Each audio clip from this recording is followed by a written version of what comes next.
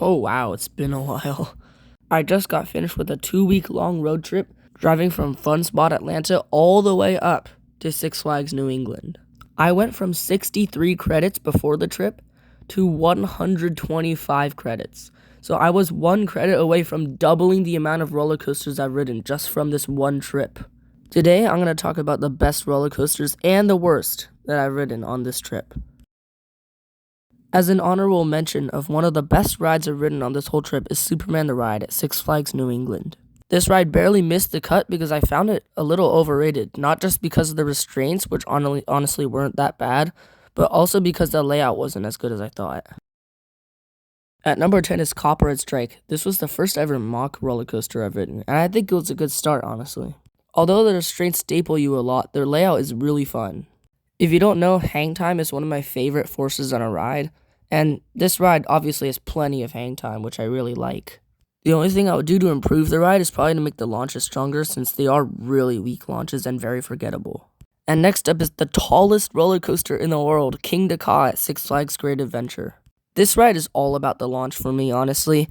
The launch on this ride feels like you're being shot out of a gun, and the thing about it is that it kind of has like 3 kinks in the middle of the launch, which makes it automatically accelerate even more, and then that kind of makes you feel like you're being shot out of a gun 3 times. This top hat is kind of like a cherry on top, I guess. It's not anything insane, but just because of how tall it is and the magnitude is really fun. The floater hill that comes right after gives some pretty good 0G float. Moving across the park to the next ride is Nitro. Although it's my least favorite B&M Hyper, you still can't go wrong with them. These rides are so fun. They give really good floater airtime, and the height, speed, and length of this ride are unmatched. If you get a night ride on the back right edge seat, and you have an inch of airtime room between your lap and the lap bar, then you're in for a treat. Now this is an unpopular opinion. I do like Intimidator more than Nitro at Six Flags Great Adventure. They all felt kind of similar, obviously because they're the same ride model, but Intimidator felt like a longer ride, and the airtime was stronger. That was the main point on why I like Intimidator more. Now we have come across our first RMC on the list. This is Wicked Cyclone at Six Flags New England. This ride is short but powerful. Every single airtime hill on this ride is insane. It's so strong that you feel your thighs hurting. Everyone complains about the third lap on this ride being super slow and short, but honestly, it has some of the best elements on the ride on that third lap, such as the short outer bank that'll come along later. Even if this ride didn't have a third lap, it still would be way better than Twisted Cyclone, which is the same ride but with 2 laps. The hill right after this 0G roll is one of the strongest moments of ejector airtime I've ever experienced in my life. It's insane. It seems like the RMCs are taking over now. Next up we have Twisted Timbers at King's Dominion. This ride is kind of like a somewhat more modern version of Wicked Cyclone, but they're pretty similar to each other. This ride is like airtime heaven. If you're into airtime, this is your ride. I can honestly not see how anyone wouldn't be able to enjoy this. There is not a single hill, not a single element, inversion, or turn that disappoints you in any sort of way. It's honestly like this ride has quantity and quality. Going back to the B&M Hypers, this is my favorite B&M Hyper I have ever ridden on this trip and in my life. Goliath at Six Flags Over Georgia is, to say the least, a masterpiece. This ride is so insane. This ride gives like almost ejector, at least like flowjector or strong floater on every single hill. And there are a lot of those hills. And to spice it up, there's even a helix in the middle of the ride that gives really good positive Gs. The finale on this ride, okay, let's not even argue about it. This is just straight up ejector airtime on a B&M Hypercoaster. Sustained ejector airtime. 3 moments in a row. This is literally insane. And the rattle, who even cares about a rattle? It literally does not bother me at all. Are you guys starting to see my preference? Whoa, it's another RMC. How interesting. But this is not any normal RMC. This is Air Force One at Fun Spot Atlanta. One of the most insane roller coasters at one of the least insane places of all time. This ride is kind of like a mega compilation of every single one of RMC's best elements combined into one ride. This last quad down is literally just a bucking bronco. There's no argument about it. This is so hard to say, but Fury 325 at Carowinds is my second favorite roller coaster. How is this my second favorite roller coaster? Well, you'll see in a second. The drop on this ride is so sustained and so long, you feel like you're dropping forever.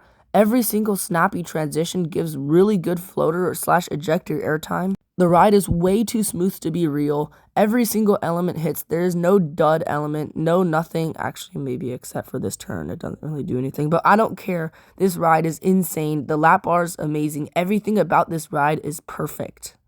Oh wait, I forgot about the super drawn out helix, but nobody cares about the drawn out helix. Just look at every other part of the ride that is absolutely insane and is a masterpiece. Whoa guys, I wonder who saw this coming. My number one roller coaster in the world is Intimidator 305 at King's Dominion.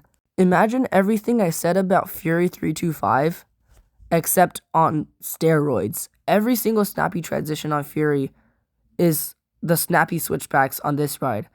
The super long drawn out helix on Fury 325 is the first helix after the first drop.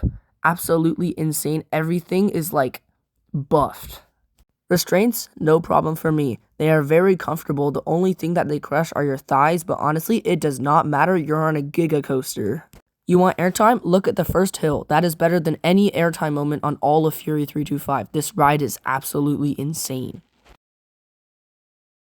Now we're moving on to the worst roller coasters I've ridden on the trip list, and an honorable mention is Medusa at Six Flags Great Adventure.